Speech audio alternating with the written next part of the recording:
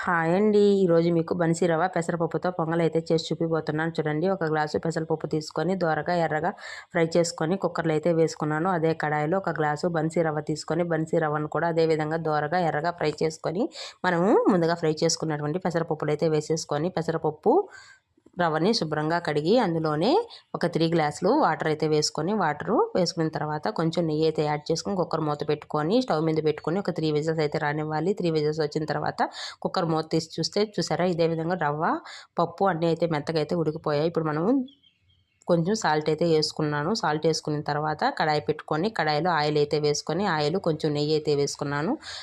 జీలకర్ర, మిరియాలు, కొంచెం అల్లం తరుగు, జీడిపప్పు, కరివేపాకు వేసుకొని ఫ్రై చేసుకొని జీడిపప్పు ఎర్రగా వచ్చే విధంగా ఫ్రై చేసుకొని మనము దీన్ని పొంగల్లో అయితే వేసేసుకోవాలి. పోపు అయితే రెడీ అయిపోయింది. అంతేనండి, సింపుల్గా అయితే చేసుకోవచ్చు ఈ పొంగల్. ఈ పొంగల్ని ప్రసాదంగా కూడా వాడుకోవచ్చు.